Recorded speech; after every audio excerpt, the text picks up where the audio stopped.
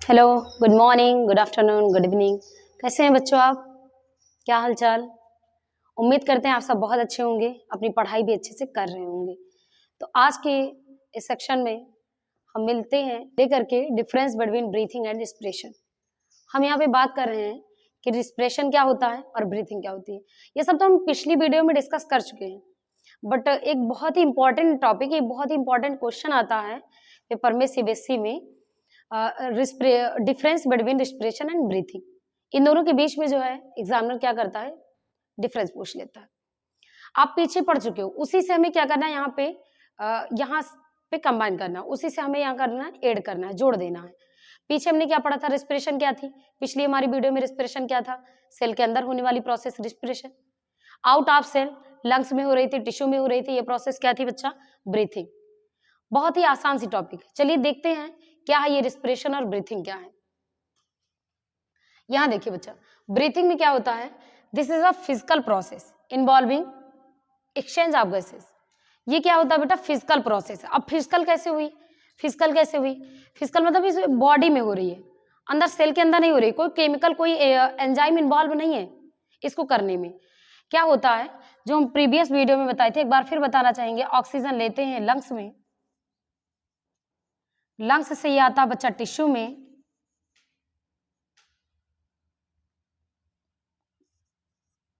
और टिश्यू से आता है ब्लड के थ्रू सेल में, सेल के अंदर, सॉरी यहां पे कर रहे हैं,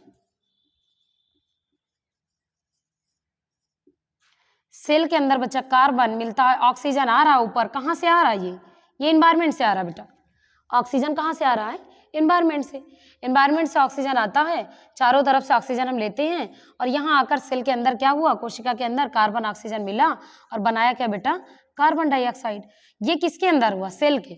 आपको पिछली वीडियो में भी मैं समझा चुकी हूँ, या समझाया है बच्चा, कि कार्बन ऑक्सीजन के साथ मिलता है और क्या होता है, ये क्या बनाता है, कार्बन डाइऑक्साइड। सेल के अंदर ही जो प्रोसेस होती है यही रिस्पिरेशन है। इसमें क्या हो रहा है, देखिए ये केमिकल है। आप बहुत पहले भी पढ़े होंगे, क्लास 8 में, क्लास 7 में, physical property, chemical property. Physical में क्या होता है, फिजिकल वही स्टेट में आ जाते हैं। केमिकल क्या होता है, कुछ नया बनाता है। केमिकल में क्या होते हैं, कुछ नया बनाता है। मतलब जैसे यहाँ क्या था, कार्बन ऑक्सीजन से मिलकर क्या बना लिया बच्चा, कार्बन डाइऑक्साइड, कुछ नया बना लिया। तो यहाँ पे कुछ एंजाइम भी होते हैं जो इन्वॉल्व होते हैं, कुछ एंजाइम यहाँ पे वर्क करते हैं, ये बना कार्बन डाइऑक्साइड। अब कार्बन डाइऑक्साइड क्या होगा, सेम उसी प्रोसेस के थ्रू, सेम ऐसे ही क्या होगा, ये आउट, ये टिश्यू में जाएगा, टिश्यू से फिर कहाँ चला जाएगा बच्चा, लंग्स में, और लंग्स से कार्बन डाइऑक्साइड फिर वही अपने एनवायरमेंट में चला जाएगा। ये अब यहाँ से जो ये इतना हो रहा है बेटा, ये होने की प्रोसेस क्या कहलाती है, ब्रीथिंग, और ये प्रोसेस कहलाती है रिस्पिरेशन।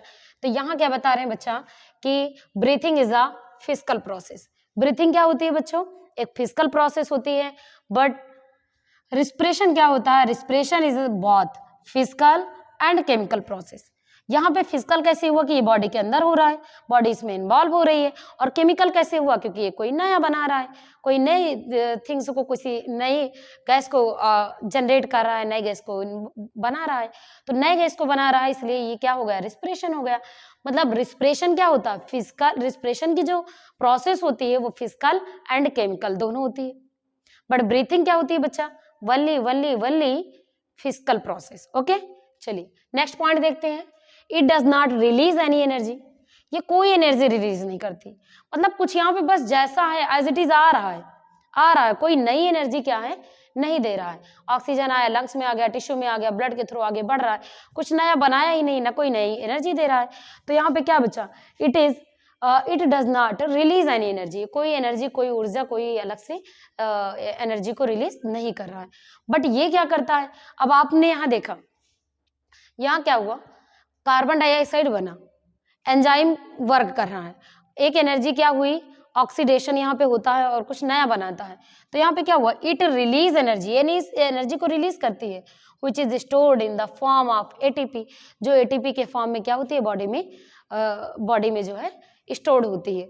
और आप पढ़े होंगे, जो पीछे के हम प्रोसेस पढ़ाए थे उसमें हमने बात भी की थी रिस्पिरेशन में, कि क्या करते हैं, 38 एटीपी जो है रिलीज करता है। 38 एटीपी एनर्जी जो है बॉडी में डाइजेशन के बाद रिलीज होती है, और यहाँ इस प्रोसेस के बाद भी it release energy which is stored in the form of ATP. ये जो एनर्जी देता है वो एटीपी के फॉर्म में क्या होती है बच्चा, रिलीज होती है। अगला पॉइंट देखते हैं, it is an extra cellular process. Extra cellular कैसे बच्चा, ये सेल के अंदर नहीं है, ये लंग्स में हो रहा है, ये टिश्यू में हो रहा है, नो सिलिए यहाँ से आगे की प्रोसेस में पूरे में हो रहा है, मतलब ये एक्स्ट्रा सेलुलर है, बॉडी के इंटरनल सेल में नहीं हो रहा है। जब यहाँ पे नहीं हो रहा है तो इसका नाम क्या दे दिया गया, एक्स्ट्रा सेलुलर। बाहरी क्रिया होती है, बाहरी प्रोसेस होती है। बट रिस्पिरेशन क्या होता है, it is both extra cellular and intercellular. Extra cellular and intercellular, ये बॉडी के सेल के अंदर हो रहा है तो ये इंट्रासेलुलर हो गया। और ये प्रोसेस अगर ब्रीथिंग कंप्लीट नहीं होगी तो ये रिस्पिरेशन भी कंप्लीट नहीं होगा, यानी ये एक्स्ट्रा सेलुलर से मिलकर कौन सा प्रोसेस तैयार करता है, इंट्रासेलुलर। इसलिए इसे क्या बोलते हैं बच्चों, एक्स्ट्रा सेलुलर और इंट्रासेलुलर प्रोसेस भी बोलते हैं। नेक्स्ट नंबर है कि इसमें क्या होता है, आप देख सकते हैं यहाँ पे कि it does not involve any action, involve enzyme action. इसमें कोई एंजाइम एक्शन इन्वॉल्व नहीं होता, किसमें, ब्रीथिंग में। एज इट इज, जैसी गैस ऑक्सीजन लिए सेम एज इट इज वही आ रही है, तो इसमें कोई एंजाइम इन्वॉल्व नहीं है। बट रिस्पिरेशन में क्या होगा, रिस्पिरेशन में एंजाइम इन्वॉल्व होते हैं। A number of enzyme are involved in oxidation of food. Food के डाइजेशन करने में, फूड को गलाने में, कार्बन डाइऑक्साइड देने में, कार्बन को बनाने में, ये क्या होता है, बहुत सारे एंजाइम जो होते हैं वर्क करते हैं, जो हमने डाइजेशन फूड में यहाँ पे हम पढ़ चुके हैं। ओके, तो नेक्स्ट चलते हैं।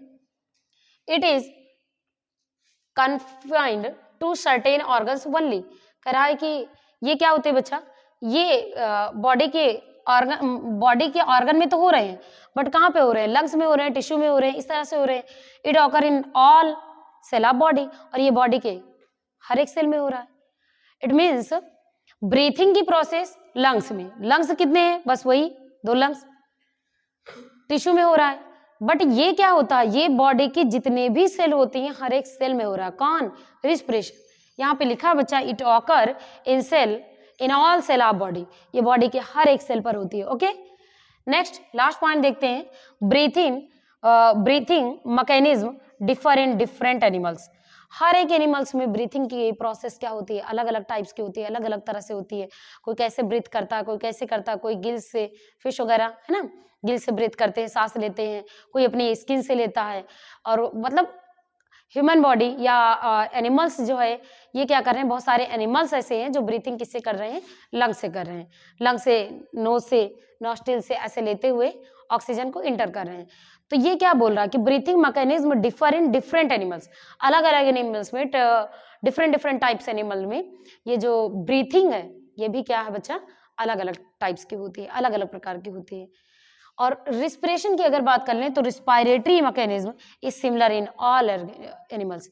जितने भी एनिमल्स होते हैं सब में क्या होता है बच्चा, सेम होता है। अंदर वही जाना है, सेल के साथ मिलना है, फिर क्या करना है, फिर ऑक्सीडेशन करना है, फिर जो है कार्बन डाइऑक्साइड को रिलीज करना है। कुछ में जो ऑक्सीजन, जैसे प्लांट हो गए वो ऑक्सीजन रिलीज करते हैं, बट क्या होता है, ये इंटरनल ही प्रोसेस होती है। तो ये आई होप आपको अच्छे से समझ में आ गया होगा, बहुत ही शॉर्ट टाइम में, बहुत ही छोटे टाइम में। और ये बोर्ड का एक इम्पॉर्टेंट टॉपिक भी है, difference between respiration and breathing, या ब्रीथिंग एंड रिस्पिरेशन। तो मिलते हैं